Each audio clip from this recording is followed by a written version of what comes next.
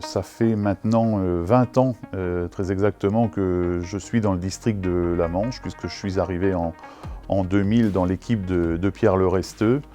20 ans donc membre du comité directeur.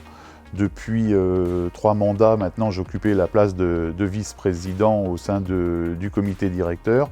Et j'ai été auparavant, pendant 12 ans, président de la commission des jeunes du district. J'ai eu la chance aussi, avant d'arriver dans le district de la Manche, de faire partie du comité directeur du district du Calvados pendant 4 ans, sous le mandat d'Olivier Imbert.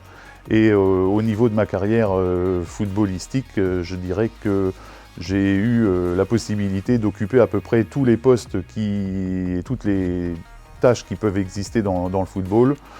Joueur, dirigeant, éducateur, arbitre. Il n'y a que le rôle de délégué que je n'ai jamais eu l'occasion d'exercer.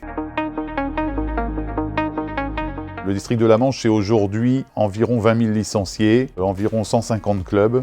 C'est un district dynamique.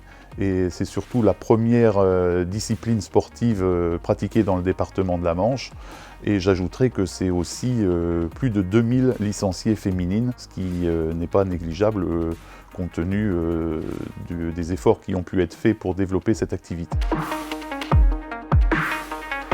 Alors une nouvelle équipe, certes, avec plusieurs nouveaux membres qui viennent enrichir cette équipe du comité directeur, mais c'est aussi et surtout un mandat qui s'effectuera dans la continuité du travail précédemment effectué par l'équipe qui entourait Jean-Pierre Louise, puisque 14 des 19 membres du comité directeur sont des membres sortants.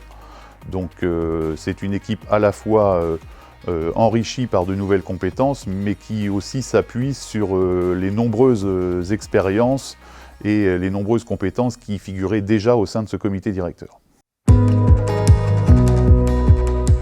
Alors des projets, il y en a énormément pour cette nouvelle mandature, avec bien entendu le développement des nouvelles pratiques qui sont prônées par la fédération, et notamment le football en marchant, le développement du football partagé, le beach soccer, le foot à 5, enfin il y a énormément de nouvelles pratiques qui peuvent être développées au sein du district, et on a créé une commission qui va avoir pour objectif de s'attacher au développement de ces nouvelles pratiques. Autre point important, cela va concerner tous les domaines de la citoyenneté, de la lutte contre la violence, avec là aussi une commission qui sera créée autour de Pascal Evin, qui a énormément de compétences dans ce domaine et qui fait partie de la commission fédérale qui traite de ce domaine-là.